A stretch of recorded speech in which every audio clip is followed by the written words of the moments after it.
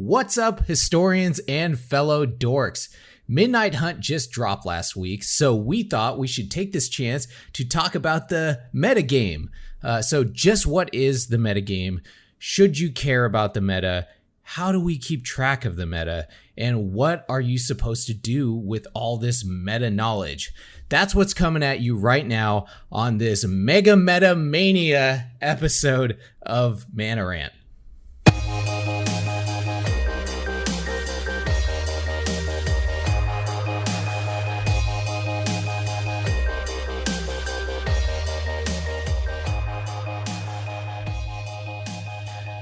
But first, I'm Hoshi, Ranter Supreme, Tybalt's Tormentor, Antagonator of Girlfriend, and Slur of Magic Words. Oh man, I got through Slur without messing that up. Yeah, that is impressive. Yeah, that's pretty good. Pretty proud of myself right there.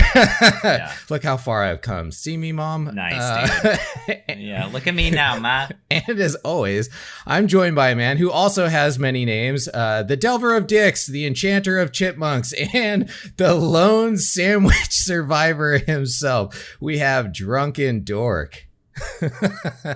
Hey, what's up, everyone? So the people listening, I was shaking my head the whole time. Nobody knows me as any of those things. Soon to be divorcee, because my wife is going to divorce me over these sandwiches, though. That might actually come to fruition. Fruition? However you say that word. Yeah, good enough. Yeah, good enough. So if anyone doesn't know what we're talking about, like in our end step, we talk about stuff outside the game. And Drunken's wife does not like sandwiches. So that is absolutely not. Pretty weird. That brings us to our long lost co-host, and which is Apollo. For you guys that have been watching for a while, Apollo's been gone. If you guys are new, Apollo is our third host who we started the show with. He's like a longtime friend, and we got a little drop in from him. So let's check this out. Hey, what is up, everyone? Thank you for tuning in to episode 60 of the Mana Rant. My name is Michael Apollo. It has been a while. God, it is jarring looking at him. I have survived basic training. It is rough. Yeah. I'm no longer in Texas, however. I'm at the technical school out in Mississippi. I'll be here for quite a while, but it's good to be semi-back. I'm not fully back. Unfortunately, this is going to be how things are going to be done with me on my end until I'm able to ship my entire rig, which we're hoping we can have that happen by Christmas time. I'm going to fly back to Arizona, get all my gear, so that way I can be on the podcast proper. But I do want to thank all of our new viewers. Thank you so much for tuning in. It was really great catching up on everything. There's a whole bunch of new people in our Discord, so welcome. It's really great to see you all there. I'll definitely be more active on Discord and chiming in finger on from his time cell to time. phone, I also want to say audio. Huge thanks to Drunken Dork and Hoshi for holding the fort down. Yeah, definitely our production value has gone up in the time I've been gone. So absolutely, it's good to be semi-back. I mean, I'm not back fully. Mm-hmm. I can't wait. But with that, be sure to stay tuned a little bit later in the episode, and I'll give my thoughts on the current meta being fresh out of basic, not knowing how Magic has changed, or historic for that matter, with Innistrad dropping. So it's great to see you all again. It's great to hear from you. Much love. Apollo out. Take it away, boys. Yeah, that'll be interesting to hear his opinion on the meta, considering he doesn't know shit about it right now. Absolutely. And so people who are listening, which I feel like that's majority of the people who I guess tune into the podcast. That is jarring. If you get a chance, watch the video, and you can see how horrifying it is to look at Apollo for a solid 30 seconds to a minute. I mean, I forgot what it looks like to stare at him, and it was. I don't miss it. Unpleasant and uncomfortable. Exactly. Just messing with you, man. Anyways, thank you for joining us. Welcome back, and if you're new, welcome. We are the Mana Dorks. A couple of friends and idiots who have have been playing Magic like all of our lives. All three of us have been playing for a very long time. And you are listening to the Mana Rant podcast, where we talk about everything in Magic the Gathering, but mainly focus on the historic arena format. So our show goes through the phases of Magic, and the main phases are the main segments of our show, where we're going to talk about like the metagame topics this week. But if you want to hop around, we're going to have time hacks as well as a full breakdown of the episode in the description below. So with that, let's hop into the first phase of our show, which is our Untap phase. Untap. And in Untap, we talk about what we are drinking this week. So what are you drinking, Drunken? I mean, it's not going to change because I have 3 kegs of beer behind me in that monolith of a refrigerator I have there. So yeah, nice. Yeah, I'm just having another what is this, dark lager? Okay, Czech style lager. Yeah, delicious. What you mean you have? What a concoction do you have today? You mean you haven't finished your keg in a week? What's wrong with you, dude? Yeah, I got problems. You gotta drink more. This is a pumpkin old fashioned. And so it's got some kind of orange liqueur in it. It's got pumpkin in there. It's got bourbon. It's got some rosemary and some cinnamon on top here. So yeah, this is new. I have not tried this. So let's dive right in. Let's move into our Upkeep. Upkeep, get ya Upkeep. And Upkeep is our Reddit Rant. And Reddit Rant is our segment where we look to the internet for people ranting and raving about Magic the Gathering. And so this week we are going to the Magic the Gathering Arena Facebook group. So let's check out what's going on there. And this Reddit Rant is actually coming from Drunken Dork. He was the one that found this one this week. And when I read it the first time, I was like, meh, I don't know if this is quite a rant because most of what the guy is saying, I kind of agree with. I think he's being kind of logical. But then, and then you mentioned something. You were like, I don't know about this. And then I reread it and I was like, okay, yeah, I see where you're going from. So this is Onik, and he is one of the moderators on this page. So I'm probably going to get banned from this page, but whatever, whatever. Fuck it at this point, I guess, right? Let's roast Onik real quick. So here we go. He starts off with, just a reminder, thinking a net deck is bad is absolute, thinking that net decking is bad is absolute casual energy. It's been a part of the game for 25 years. Just because you got to Mythic with your homebrew doesn't necessarily mean that you're a good Magic player. You aren't tired of seeing the same decks, you are just tired of losing to them. Calling people casuals isn't an insult. It just means you haven't fully grasped the full scope of what Magic has to offer, and you haven't leveled up your game. Your tunnel vision of my way is the best way is toxic, and it will always hold you back. So okay. Yeah, what do you think? Yeah. So I actually got into it with this guy because a little bit, really? Because I was like, yeah, I did. Yeah, he responded to me. I think he edited it a little bit. Okay. And so I said to him, I was like, what? Question mark, WUT. I said, I agree. Nothing wrong with net decking, but making it to Mythic on a homebrew is really impressive and does generally make you a good player. Making it to Mythic with any deck makes you a relatively good player, and I stand by that because making it to Mythic isn't easy. It's hard. Yeah. And you have to be a relatively good player to do it. It's not, you can't get there based on luck because that's a lot of winning. I totally agree, especially if you made your own deck from scratch, like you didn't net deck anything. That shows that you at least have some knowledge of the game to be able to do that, right? Like you can't just... Yeah, it means you have a strong knowledge of the meta specifically, which we're talking about today. So this is a perfect Reddit Rant. And then so he responded to me and he said, Michael, for me, a good in quotations player and a better in quotations player are two different things. Grinding your way to Mythic generally means you have improved in some aspect.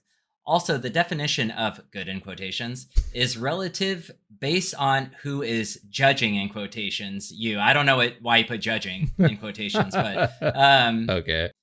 And then he says, if someone makes a post saying that they got to Mythic with a net deck, they'll likely get belittled because they cheated somehow. My issue is with those who have negated things to say, or who have negative things to say, how someone earned their accomplishments. And so I replied to this because, I agree with what he said in the end, but still, like, the good in quotation things, I was like, okay. I said, Onik, understanding the meta and being able to build a deck homebrew around that and make it to Mythic is a feat and does generally make you a good player. Most people who have been playing the game for years will never accomplish that. It takes a lot of time and dedication. That being said, I also agree being able to make it, then I said, make it with any deck is great. And then he responded again and he used generally and he's like, yeah, that doesn't necessarily make you a good player. I'm like, all right, dude, I'm done. I didn't even want to argue with him anymore. Just really wanted to die on the hill, And he actually responded to a lot of people because he got shit on hard, Yeah. Because to me, what it was, is he was probably bitter about making it to Mythic with a net deck and people shit on him over it because people are stupid, and so he made this post, which is instead of just talking about how net decking your way to Mythic still makes you a good player, he decided to shit on the people who make homebrews and make it to Mythic. That doesn't make any sense. It makes absolutely no sense. Yeah, I don't know. There's also a contradiction that it has here. First, Stax Roxman, which is one of the other admins, I'm not even sure I understand what you're trying to say here. Which is, yes, it's very confusing. So the thing that that blew my mind was he was like, thinking that net decking is bad is absolute casual energy. So he's saying that as an insult to the people that think net decking is bad. He's calling them that they have casual energy. And then he says down at the bottom, calling people casuals isn't an insult. I don't know what you're trying to say here. Then that makes you're saying casual as an insult. And then at the bottom, you're like, calling people casuals isn't an insult. Well, I don't know what the fuck you're trying to say then at that top part, dude. I think this person just rage wrote and then, Yes, I agree. I think so too. I agree. I agree. It's great. I agree with it. Obviously, who cares if someone's not decking? That's fine. But I mean, this guy, he went way off the rails with if you make it a Mythic, absolutely, you're doing a pretty good job as a player. So that I agree. That was a great one. I think it did play into this week's main topic pretty well. So if you guys find a Reddit rant out there, this was a great one. Send it our way and it might make it onto the show. And with that, we will move into our draw phase. Let's draw. And draw is where we talk about what we've been playing in Magic this week. So Drunken, take it away. What have you been playing? I mean, if you're watching us live on Twitch, you can see one of our other videos is me playing Selesnya Enchantress. And I played it last night, and I won 14 consecutive games on stream. And then I finally lost to an Elf deck, which is probably one of my worst matchups for that deck. That or Mono Blue Tempo. And dude, I mean, 14 consecutive wins on the ladder is pretty good. It got me through whatever that rank is to Diamond. So that was nice. And it was just really shocking. I decided to stream that deck because I had been winning a lot in Best of One. I noticed the meta changed a little bit. There I go with meta again. We're going to talk about this later. And so because the meta had shifted and I hadn't been seeing elves as often, it just started performing a lot better. And it's a great deck. I really enjoy playing with it. It's a really unusual deck in the meta, I think, because it doesn't it kind of fits more into the control gameplay style, but it's way more toolboxy than anything that control has. And I got real fucking lucky with it. I got really lucky with a couple of wins. Yeah. One of two of the wins I played against Throes of Chaos, And both times I played against Throes of Chaos, Oh, when they man. Tibble Trickery, Yeah. they missed. Oh, that's great. And- Yeah. But I love that because it shows how much of a glass cannon Tibble's Trickery Throes of Chaos decks are. And Yeah. like, to me, that's just boring gameplay, right? Because you're just really trying to play one spell into, you know, like rolling the dice. And it just shows that deck punishes itself potentially. Yeah. And Yeah, it does. I think it's just more than that. It's just a boring fucking deck to play. It's a 1-card combo. You know, there's like nothing interesting about it. And it's completely enabled by the London Mulligan too. So like if they got rid of that, it would go away. I just think they should ban the card because I don't think it's a good Magic card. It's boring. It's not fun. Like every time at it, more than any deck that I play, if I know that I'm playing a trickery deck, I just sigh hard. I'm like, all right, let's see what you roll, I guess, on this one. Do you hit Tybalt's Trickery? If you do, you lose. You know, that's basically how it goes. Yeah. They either win or they lose. I think I've like, I've honed in on this deck a lot, and it actually works really well against that deck. Like, even though they were able to cast it twice, with Curse of Silence is one of the new cards coming out of Innistrad. Like, you're able to just name throws. And then Rest in Peace just murders that deck, and same with Aura of Silence. Like, I have a lot of 1-ofs in the deck because like you can search them out with the Grove, right? So having a 1-of of something is perfectly okay because you essentially have 5 copies. It's just a lot of fun. If you guys haven't played it yet, you should try it if you have the wild cards. Otherwise, it's a lot of fucking wild cards. And we'll have that in the show notes. Yeah. Yeah, it is. Yeah. It's a crazy amount. Like, I looked into making it too because it does look fun to play, but I was like, the last time I looked, I was like, whoa, I need 11 wild cards. And, I have a pretty decent, amount of cards in the game. So to need 11 is a hefty amount. All right, cool. Anything else you've been playing besides Enchantress? No, nothing to speak of. Nothing new and exciting. Oh, I guess I did. Yeah, I did Reanimator, and that's also on our Twitch stream. I did Esper Reanimator, which I talked about last week, so I'm not going to go over it. Okay, cool.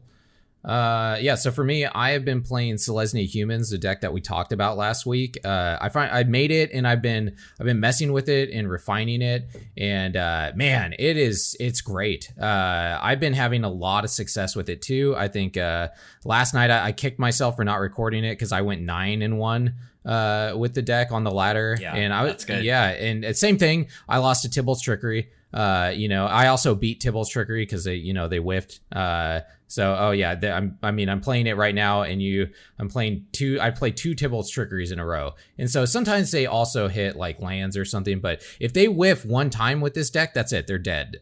Because I'm usually coming in so fast and hard, with like these humans that just get gigantic. Because I'm running Hardened Scales in here, which I think is super good in this deck because it turns these white weenies into these giant monsters like really, really quickly. It's got just so much utility in it, which is amazing. Like Skyclave Apparition is the only thing that I'm running in this deck that's not a human, the only creature, but it's just like the utility out of it is amazing. That and the other guy, the Cathar, the crude Cathar guy or whatever that comes in and he exiles a creature. Sometimes I figured I want him more than I want Skyclave because Skyclave only works up till 4, right? Where that guy can exile any creature regardless of its mana cost. So sometimes he's better and he's a human so he can get counters where Skyclave doesn't off of like Thalia's Lieutenant and stuff. So, I think the number one card that I really, found has been sealing a lot of games for me has been Ranger Captain of Eos. Like that card is just so amazing because so many decks that I've been playing against, they require some type of non-creature spell to like close it out against me, right? Like usually I come in fast and really hard and I can, if they can't stop me in that last turn with some type of like spell, then I'm going to kill them. And so just being able to pop Ranger Captain of Eos on their upkeep and saying, no, you're not casting like any non-creature spells is usually, they usually concede immediately after that because they just need that to be able to like control me out. That Elite Spellbinder. There's just so much stuff. Oh, another fun one that I added in here was Bazari's Lieutenant, which is really fun against control. Yeah. Because everything is getting counters on it in this deck. So it's just kind of a natural fit for this deck. I only threw one in there to see how he was. And he's worked really good against control matchups. And he's also protected from multicolor. So he works great. The other one that I threw in there that's not showing in this video is it's the new white-green one that allows you to tap humans for mana. And that card it's a legendary, so I'm only running 2 in there. And in these gameplay videos, I haven't gotten to see it. But when I get that, it allows me to just dump basically my whole hand onto the field, which is that card's been pretty clutch too. So I think I've got this deck pretty honed in. I'm going to update the actual deck list that I have on our Aether Hub, because this one is better than the one that I had up there last week. So yeah, I mean, I've just been crushing with it. So yeah, I'll do a gameplay video, I mean, I think. The deck looks good. Like, I was editing this video, and like I was as I was editing it, I was watching it, of course, and yeah, it performs pretty well. I'm a huge fan of like Death and Taxes or Hate Bear style decks, and it kind of has aspects of that. It's a little more aggressive than that. What's the exile card? What's up? Skyclave is like, I think I said this last episode or the episode before. I think it's like probably the single best removal we have in our format. Because it's a 2/2 body, it exiles and it doesn't give something back. Like for 3 mana, that's all like really good. It looks like a lot of fun. I'm gonna have to try it. I think I probably have majority of these. Most of them. It's fun. It feels really powerful. Like just like in the hardened scales, just having that like on turn 1, dropping that down.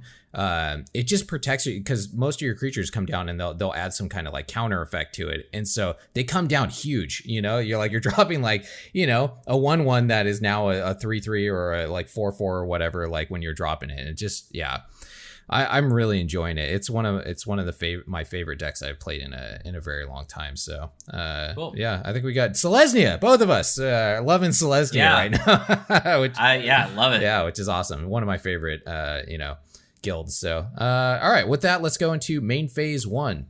Main phase 1. And main phase 1 is our main show topic of tonight. So Drunken Dork, take it away. All right, yeah. So I'm going to take it away this week, like Hoshi said, and tonight we're talking about knowing the meta and like how that'll make you a better player.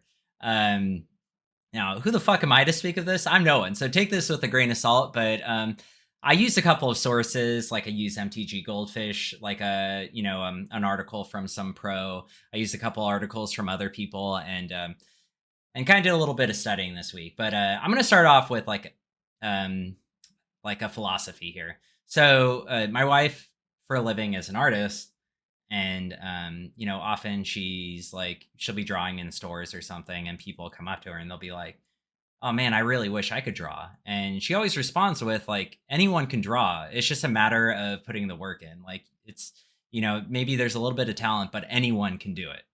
And so like, what the fuck does that have to do with Magic? Well, the same philosophy is applied to Magic, and especially knowing the meta. So the more you play, the better understanding you're going to have of the meta. And you don't necessarily have to be a talented player, but it'll make you a significantly better player knowing the meta. So do you have anything to say to that? Yeah, I think so. Well, first I want to mention just kind of like, what does meta mean? Like, what are we even talking about when we say meta? Like, which I was reading some of the articles that you sent me too, and they were talking about how like the meta is like metaphysical and all this crazy stuff, like philosophy basically. Like, so meta has to do kind of with like philosophy, because it has to do with what people are thinking about Magic, which sounds confusing, right?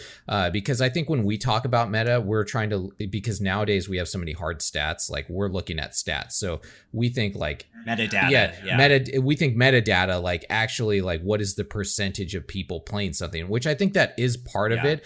But also what it means is like what people are thinking about Magic, right? Like what they're thinking about the set. So the meta, when a set drops, like can be whatever people are imagining the new meta game is going to be as well. So it's a little more complicated than actually just what the actual hard percentages of people playing stuff is. Yeah, I agree completely. One of the articles I was reading, it was pretty old, but it was pretty consistent. It's just like, it doesn't really work these days. It was talking about looking at like big events like pro tours, which I don't even think those exist right now. And like seeing the top 8, and really that's where like you get that metadata is from like the top 8. And like, those are the best decks in the format. But really in reality, they aren't necessarily, because like you have to attribute a few things like how many decks were played, like what the consistency is. So there's really a lot of just like metrics that are involved with something like that. But it's all still good information. I think people still do that nowadays. Oh, keep going. I said people still do that nowadays too. They look at like, the Star City game stuff like you put out, and they want to see like who got the best, who won with that deck, and then people will be like, well, let's give that deck a try. So even though like a tournament setting is way different than the wilderness of what the arena ladder is, you're going to play different decks there, so it might not be as good in the tournament, in the ladder, as it was actually on the tournament. They are different meta games there too, which is I think what you were trying to get at, right? Yeah, exactly. Yeah, I mean, yeah, that's exactly what I was getting at. And like, and not just that, it's just, the metrics are different than top 8 when it's 140 different decks going, right? Like, you don't look at 8, you look at 140. Like, that's the more important thing to be looking at, is a wider number, the broader, more informative like metric. So yeah, like I said, I'm not a good player, but I'm not a talented player, but I think I am a good player. Like I'll say that, at least, maybe not. And I attribute that to the amount I play and my understanding of the meta because of the amount I play. And so I'm going to go over this like in a couple different things. I'm going to go over metadata and playing the ladder, and the difference of knowing metadata and playing the ladder between best of 1 and best of 3.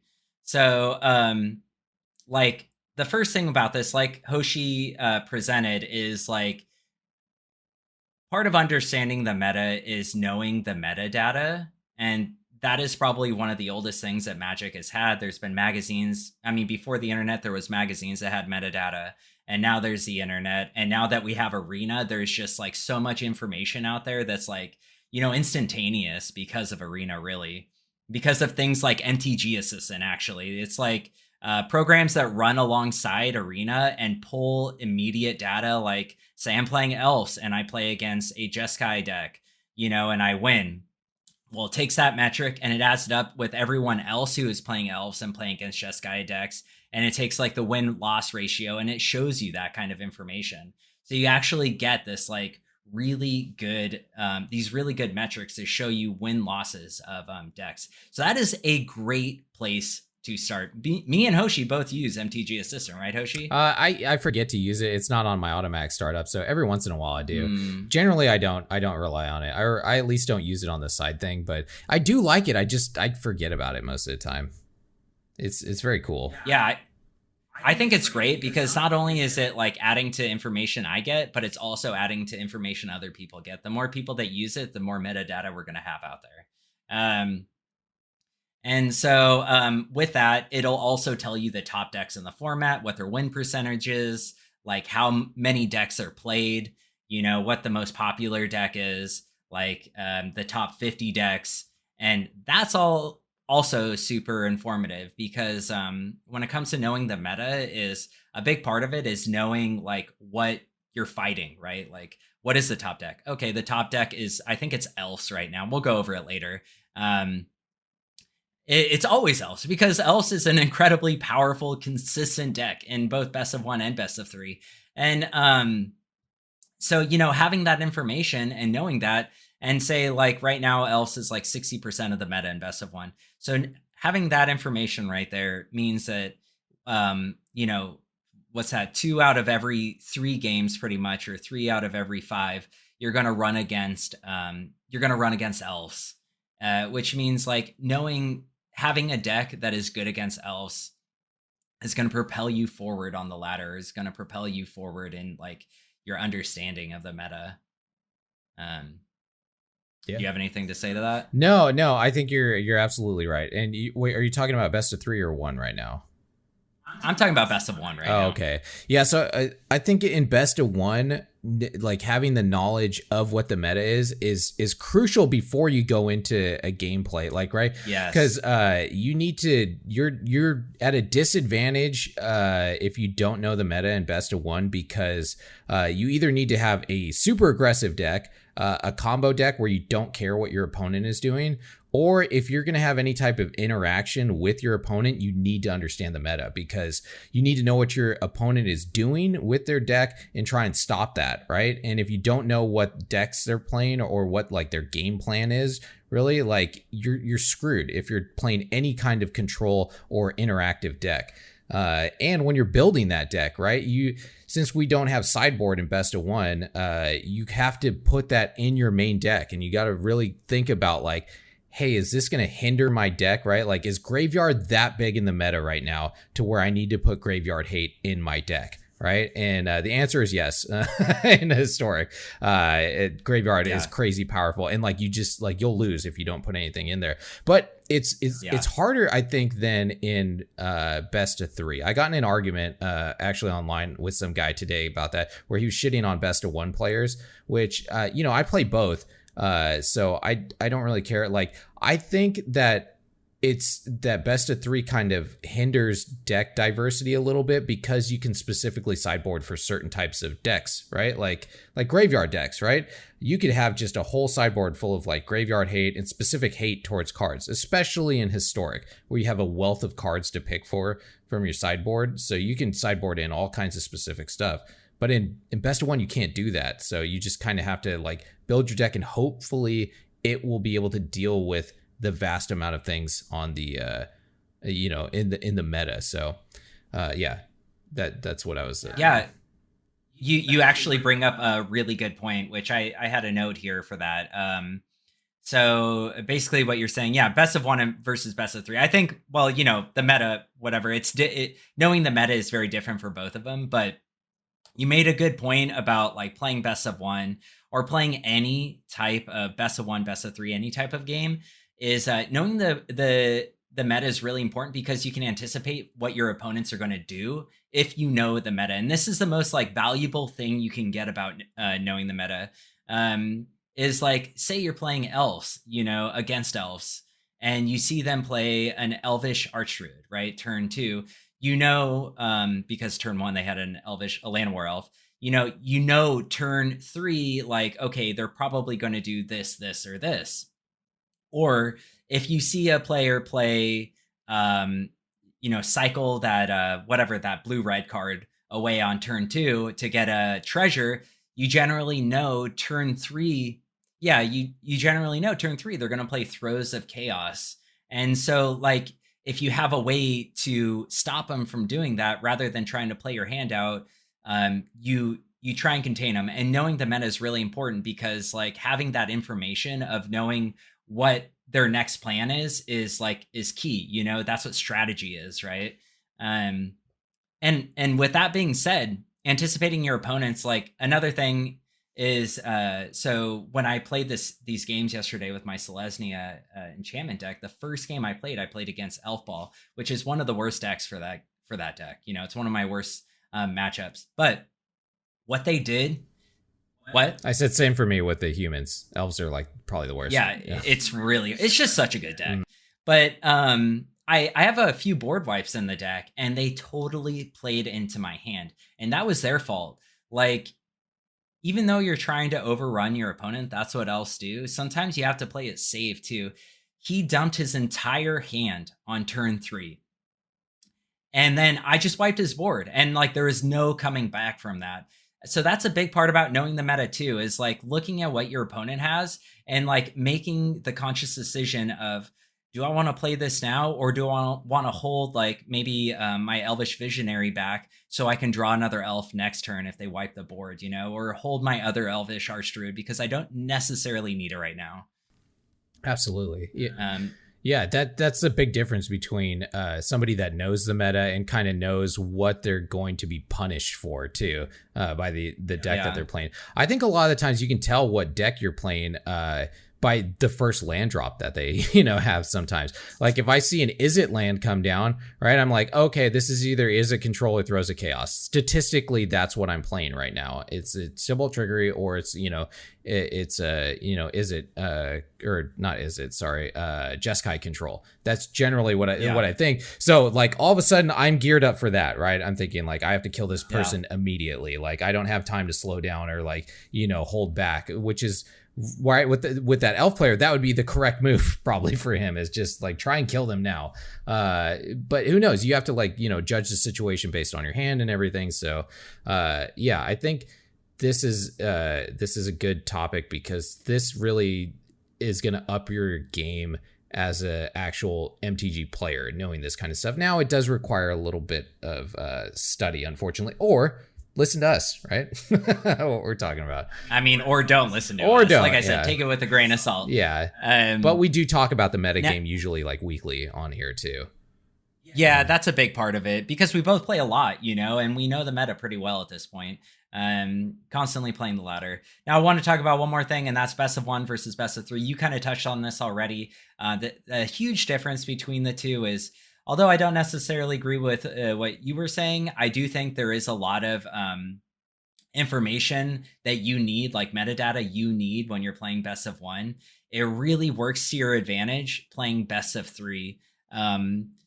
Because when you go into that sideboard, into your sideboard for game 2, like knowing not only what your opponent is playing, but what they could possibly sideboard in really helps to know, like for you to figure out and anticipate and side in and side out what is going to be good and bad against your opponent. And I mean, I know this is like basic knowledge. Everyone knows this, but still, like having a deeper understanding of the meta and a deeper understanding of what the potential your opponents can do has propels you forward and gives you a better concept of like how you can anticipate them. Absolutely. So yeah, I totally agree. Sorry, go on.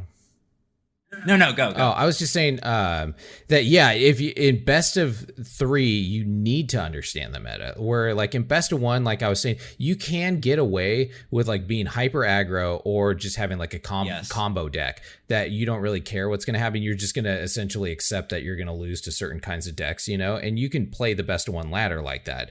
Now, some people do choose to do that, right? You can't really get away with that as easily in best of 3 as you can in best of 1, right? Because people can sideboard specific hate into those decks. And if you don't have a way of like pivoting with those decks with your sideboard to not rely on like one win con, then those decks get choked out of that best of 3 meta. And that's what I was trying to say, was a little bit of the deck diversity goes away in best of 3 because of how good the sideboards are in historic, because you can basically shut down like like a graveyard strategy like that Vespelark combo, where you bring it back out of the graveyard constantly. That thing basically doesn't exist in best of 3 because no, not at all. Yeah, because you can shut it down. So that's what I was trying to say, was that best of 3 can choke out a little bit of the diversity of decks that you're going to play against because of that. That's true. And I think a lot, what you see from a lot of the data when you're looking at best of 3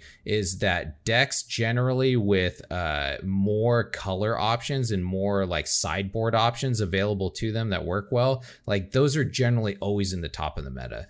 There's generally more control options that work really well in best of 3 than you see in like best of 1, right? Because they can sideboard in very specific hate that shuts down some like a majority of decks. So that's what I was trying to say with it. I wasn't trying to say that like best of 1 is better than best of 3 because like I'm not that idiot. That's the dude that I got. Yeah, you were. No, I'm not. I know. I think that like I was saying, best of 3, you actually do need to pay attention to the meta more than you do best of 1. So you kind of do. You need to be a more invested player, I will say, to be good at best of 3. Not a better player, a more invested in the metagame player. Not like some douchebag that I got in an argument with today that was like, if you're best of 1, you're gonna get sideboard. I would have beat you if if I could have sideboarded or whatever. I kind of lost it today. So that's good. Yeah. Oh man, you can always count on Hoshi getting frustrated on the I was internet. just like, this jackass. I just get mad when people are like, I played a superior format because I have a sideboard. Dude, get off of yourself, shut the fuck up. Exactly. Like, they're both valid formats to play. Like, stop acting like stop acting like you're king of shit mountain. And and there is I'm sure you can get away with playing best of one and like just do it, like you said, just do aggro and just go through games. Like someone on our Discord, which if you're not on our Discord, you should join. He was saying he's a really good player, a really good deck builder, s'mores and bacon. And he's been playing that crazy ass dragon deck where you just like pump that dude to 6 and you throw a dragon down, which I have played that deck a few times. It's fucking wild. There's like no thought involved at all. You just like pump this guy to 6, attack, throw a dragon down, you win on turn 2. And like, it's fucking wild, and there's something to be said about that. You can do that, but those decks are glass cannons, right? So if you want to have consistent wins, you still need to have a pretty good understanding of the meta and like when you should be doing things like this. And like that was going to be my last thing. Like, the whole reason I want to talk about this is because, once again, bringing it back to Selesnya Enchantress, with the new release of the new set Innistrad, they have this card called Curse of Silence, which is a 1-mana enchantment. You name a card and it costs that opponent 2 more to cast. And if they cast it, you draw a card. Now, this card really made me think about this, like knowing the meta, because like I generally don't play it on turn 1 unless I've already seen what they played. Like, they play a Land War Elf, so I'm like, okay, well, Elvish Archrood, turn 1. But like, say turn 1 they play a blue-red land and they play a Faithless Looting, then I know what I can name there. I can name the DRC, whatever the fuck it's called, the Dragon Rage Channeler. There's so many cards, right? Like, that I can name. And I think like having a really good understanding of the meta is what really helps something like this. Cause usually you need a Thoughtseize, right? It is a little blind, but having an understanding of the meta allows you to play cards like this. There's many more, playing a Thoughtseize into a hand is like having a good understanding of the meta is super helpful, because maybe you only see 2 cards, but like knowing which one is better is which one to pull is always like, it's just good information. It makes you a better player. Yeah, no, that's good. That's good. That card, the Curse of Silence, that's one of the reasons you probably don't see people playing it like that much, because I mean, you gotta know what your deck, because it doesn't let you see their hand, right? You just have to guess basically on the based on what their deck is. So yeah, super good point there, man. This is pretty awesome. But I think unless you got anything else, we're gonna dive right into combat. Let's do it. Dorkish combat. All right. So combat is our horseshit card game that is hosted by Drunken Jork. So take it away. I think this is the most I've ever talked on the podcast. So we're probably going to get a loss in listenership here. Just zero. I doubt it. All right. So what's up, everyone? This is Horseshit Card Game. This is a game where I name 5 Magic cards. 4 of them are in our beloved historic format. 1 of them isn't, and it's up to this drunken idiot and all you other idiots out there to figure out which one that is. Hoshi, you ready? I think I won last week, right? You did, yeah. You got me last week. That was a good one. That one was good, except for you left one of the set symbols in one of them, so that one was pretty bad. Let's see if you do that this week. So let's go, man. Bring it on. Actually, I knew I won. I just wanted to hear you say it. I'm kidding. I'm kidding. All right. So I'm going to start it off here. The first card, I got a theme this week. First card is Dutiful Servants. It is 3 and a white for a creature zombie. It is a 2/5.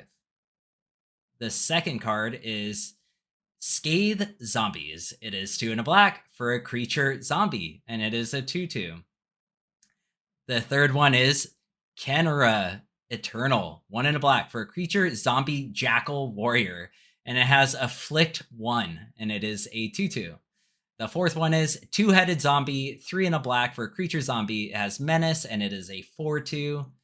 And then finally, we have Undead Servant. It is 3 and a black for a creature zombie, and it says 1 Undead Servant enters the battlefield.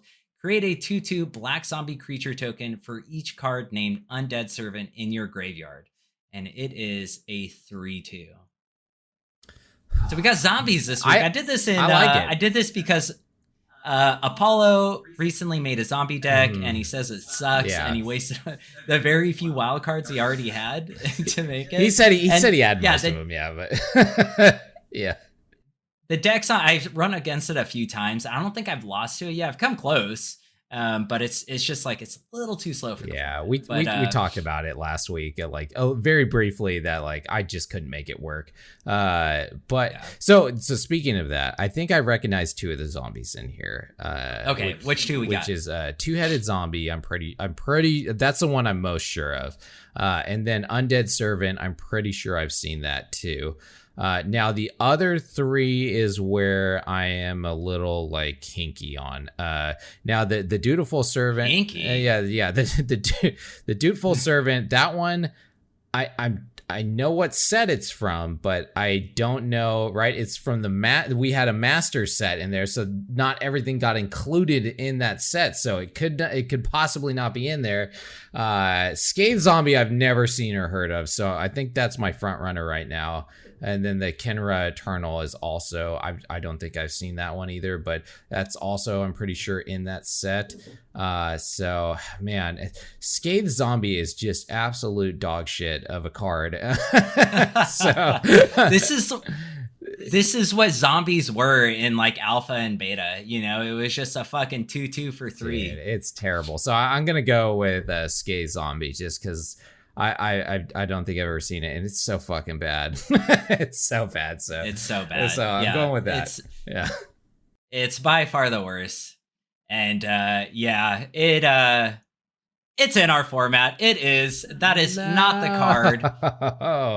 Scathe Zombie, I think it's from now I look at what set it was released in, because I fucked up so bad that one time. It was part of the intro, the arena intro thing. I don't know. So it's got the weird little the arena symbol. Yeah, on it's got a weird symbol. Yeah, nice, dude. So that's why you've probably never seen it, because you may not even own it. I don't know if they just gift that to everyone. Anyway, I don't know. The card that is not in Historic is Dutiful Servant. Ah, damn it. Yeah, I thought you were so close. Yeah, so close. I know. Shit. Oh well, congrats, dude. 2 weeks in a row, man. 2 weeks. I know. 2 in a row. Woohoo! Pretty good. I mean, that now Scathe Zombie, that was a good choice, because it's so fucking bad. Even if I did see it, my brain would immediately discard the information of that card. So right. Good job, Drunken. How'd you guys do out there? Did you win at this? I know Apollo's going to be playing this week. I'm just going to assume that he lost. Then with that, that's a fair assumption. With that, we will move on to main phase 2. And main phase 2 is going to be our It's Apollo's Wacky Wild Card of the Week in Metagame Showdown. So, Wacky Wildcard of the Week and Metagame Showdown. So we're going to be going over the meta. We just talked about the meta, so we're going to go over the current meta right after, Innistrad Midnight Hunt just dropped. And then our wild card of the week. Did you have a wild card that you wanted to pick this week, Drunken? Sure. I'll say Consider. That's a really good one. I don't know if we have that card on stream right now. I don't have it. I don't have it pulled up right now. Okay, that's fine. Doesn't matter. Y'all know what it is. Mm-hmm. I'm sure you've run against it. I think it's a common. It's a brand new, common or uncommon. Look at the top card of your library. You may put it in your graveyard and then draw a card. Nice. That's great. It's good. That's great. It's good in the format. It's good in multiple decks. Yeah. It's easy to make, so make it. Yeah, mine was going to be Ranger Captain of Eos. Because it's just been performing so crazy well for me this week, and it's really good. It does so much good stuff. But with that, let's go into the metagame this week. So first, we're going to look at the traditional historic, which is best of 3, and this information is coming from MTG Assistant, basically, right? So this is coming from from the Aether Hub website. So go ahead, take it away. Yeah. So on top. Are we gonna play Apollo's audio or video, or you know what? Or are we gonna do that after? That's a great idea. I forgot. We did have another video from Apollo. I got this set up right here. Welcome back. I'm not sure how the guys are going to segue this in, but mistakenly. Metagame. So That's how we're going to do it. The game has completely changed in Magic in That's the true. historic formats. I am completely just dumbfounded how everything has changed. 2 months. Things that I'm used totally to doing, different like format, mid-range gruel and all basically, that, that's right? too slow. So it seems like the format has sped up quite a bit, or at least it's for sure solidified turns 3 and 4 with the win cons. Horizons has just been I am super stoked to try to make Delver a thing. Delver is a card very near and dear to my heart.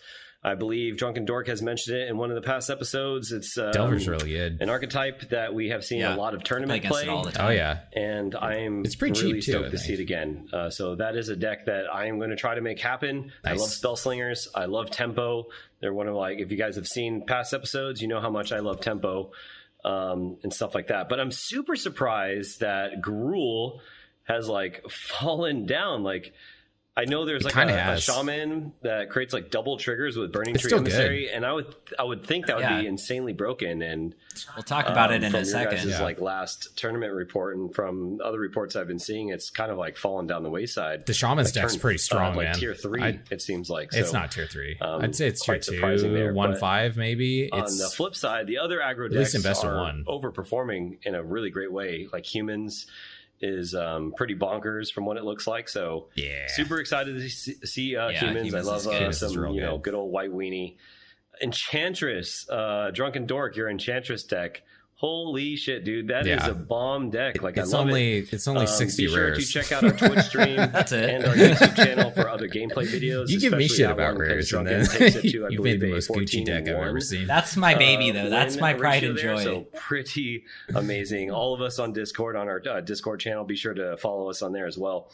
We're all playing it, and everyone is down to burn the wild cards. But I have a specific question, actually, for you two drunken idiots. So now that I'm fresh out, I am ready to do what Apollo does best. That's waste my money on zeros and ones and digital cards. That's exactly what he does. You are. What decks do you guys think I should play? Of course, I already said I'm going to try to make Delver, but should I make this Enchantress deck? Should I spend some money and burn some wild cards on that? That's too many. Let me know, Hoshi, Drunken Dork. I want to see what you guys think I should play. You guys know my play style very well. Something along the lines of best of 3, highly competitive. And for all the fans out there, let us know in the comments below what you guys think. If you are listening on Spotify or wherever you get your podcasts on the road, so consider joining the YouTube team and the Discord team, and let us know what I should be playing now that I'm fresh back in. So with that, I'll turn it back to the guys. Thank you. Have fun. Drink one for me, and I'm just gonna say this right now. I'm definitely going to lose the horseshit card game. As always, I'm back, boys. I'm the one that's gonna you lose. probably did. You probably cheers did. to you all. Take care. We'll see you all next I mean, if I lost it, he has no hope, right? Pretty much. So that's great. What do you think Apollo should make? So, he's a fucking idiot because Gruul is still on top with best of 3. Let's take a look. As we're about to look at right now. It's top according to Assistant. Gruul is still an incredibly good deck in best of 3. It's really consistent. It has a lot of really good pieces in there. It's not on top as far as win percentages go, but it is on top as far as people playing it, is what this is saying. That's true. Yeah.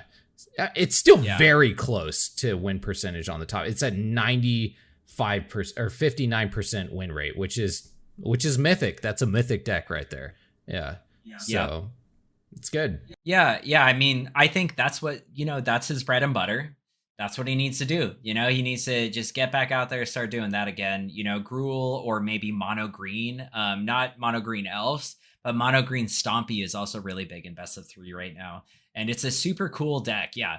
And it's the same thing. It's about 60% average win rate, but anything above 50 is good. He does like Stompy, but hear me out.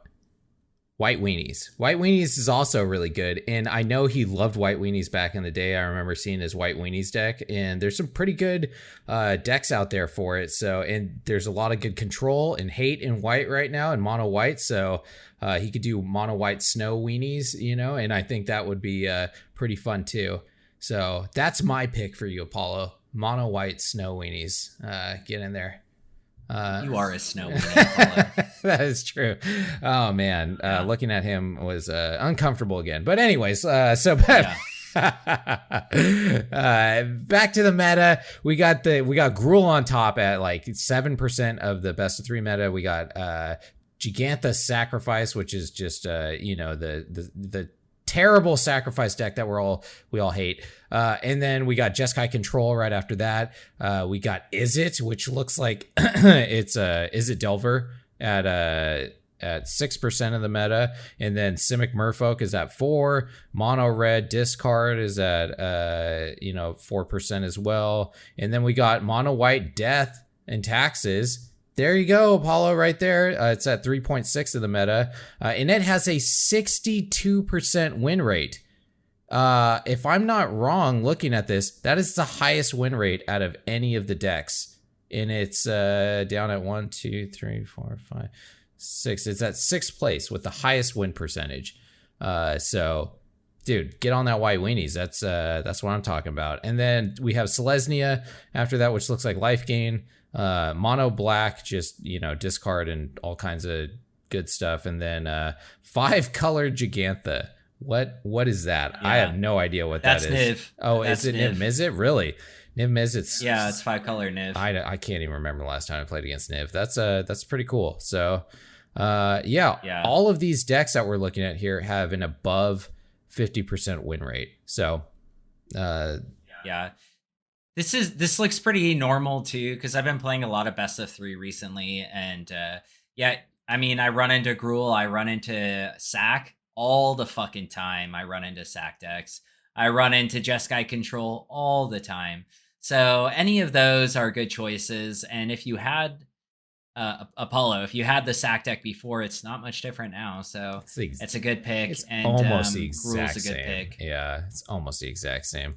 All right, let's move to best of 1 meta right now, which is it's an absolute blowout for the number 1 deck in best of 1, which is Mono Green Elves, which is surprising to me because I've been on the ladder a lot recently, and I run into elves, but it's not at this percentage. I don't think. Like, are you running into them this much? Like, so, if you watch my stream, I run into him twice. Yeah, I run into him once, but yeah, I don't like. Yes, I've run into him a lot less recently.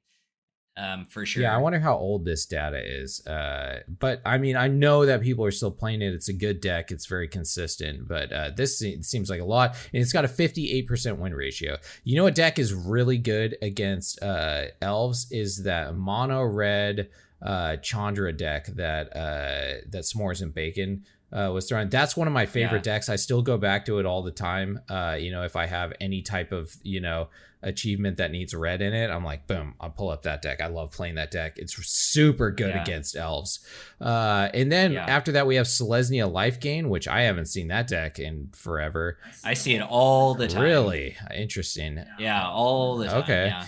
And then we have Gruul after that. Just looks like standard Gruul. Once again, it's still in the top 3 of decks being played. I do run into Gruul still, and I do feel like it's gotten a little weaker. Yeah, I'm not as threatened by Gruul as I used to be. I can definitely out muscle it with the human deck.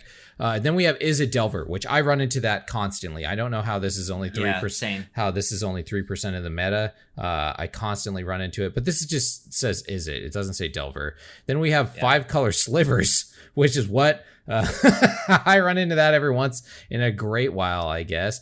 But slivers is fun, but I don't think it's a top meta deck. But here we go. A lot of people love slivers, I included. So some people are just muscling it out. I feel like, it's got a decent win percentage, 59%. So, you can mythic with slivers if you feel like grinding.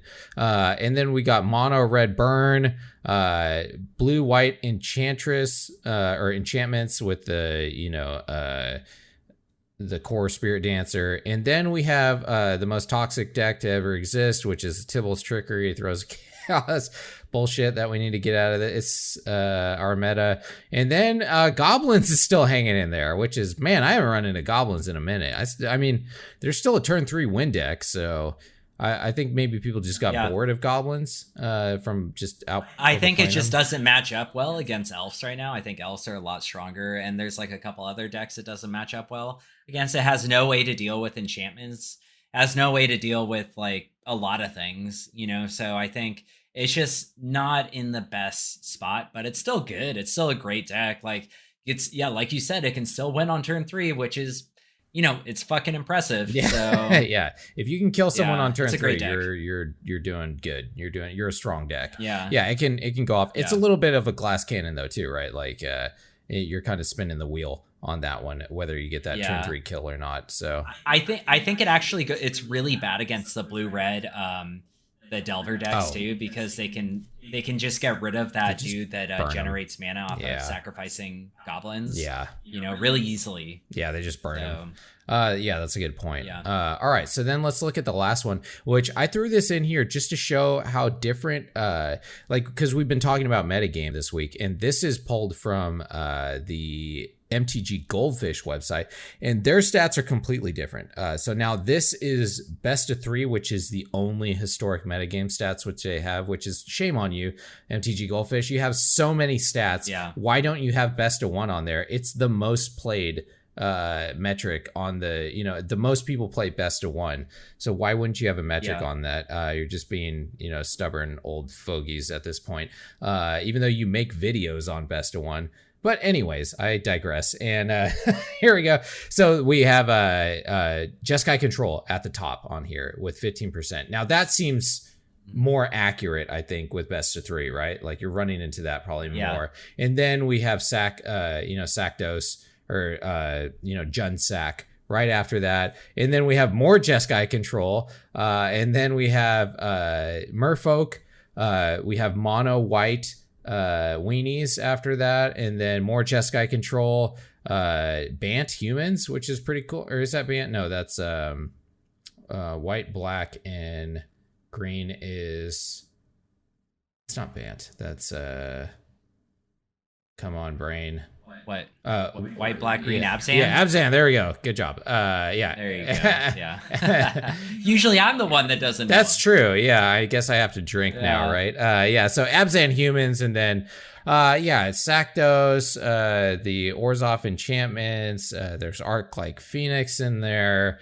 This looks significantly different than the stuff that I'm seeing on Aether Hub. And I think the truth lies somewhere in between these two. Which is what the reason that I included this was to, none of these are 100% correct.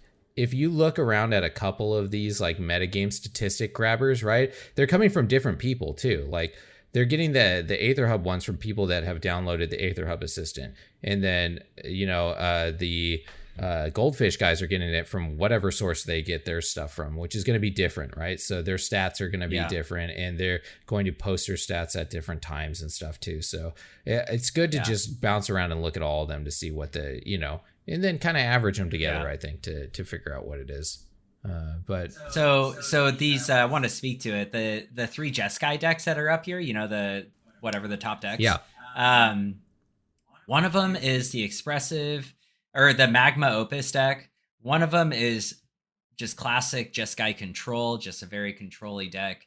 And then the other one is Indomitable Creativity. So, those are three. That's the interesting thing about Historic right now. And like kind of the hard thing about playing the meta right now is like when you run into Jeskai, you can run into any one of these three decks, although they all play very similarly. They do. They have like different win cons, which, have different results when you're playing. So it's just good to know. Yeah.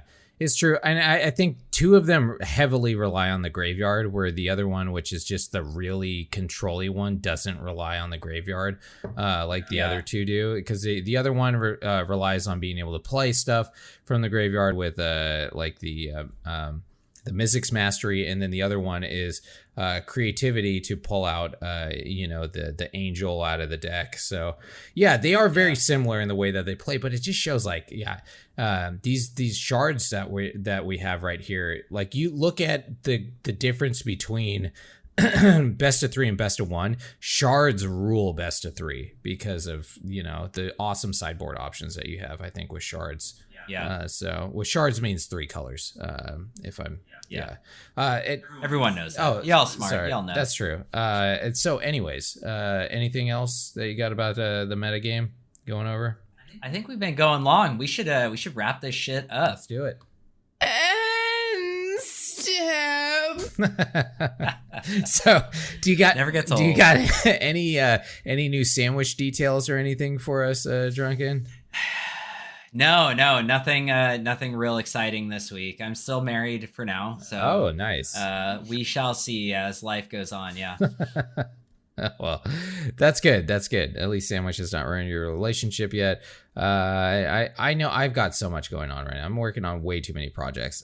So yeah, anyways, let's just I can't even think about it. I have like 10 things hopping around in my head right now. So instead of talking about them, let's just go straight into cleanup.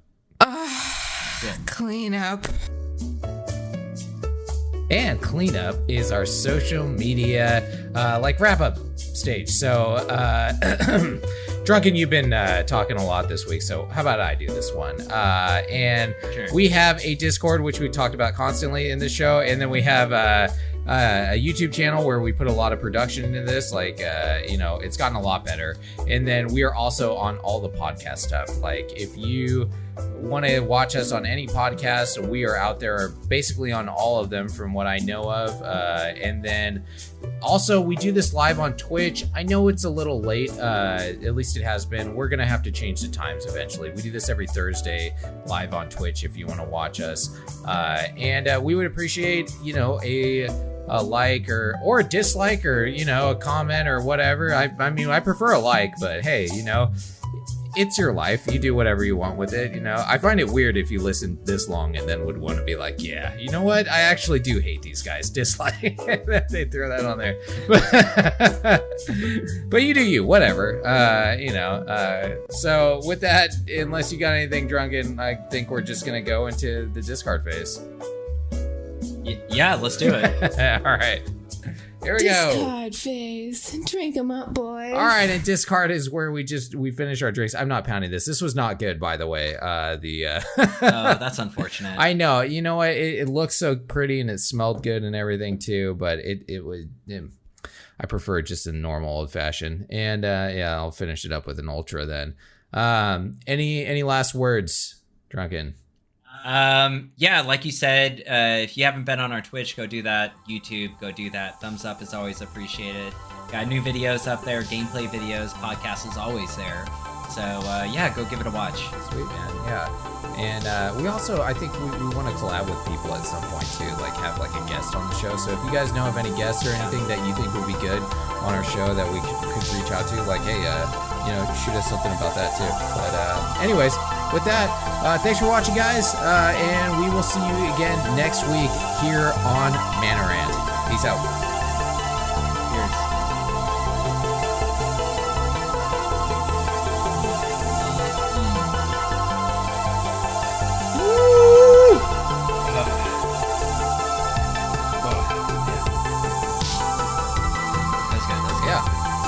That's fun. I enjoyed the marathon. It's good to have some informative shit on there once in a while.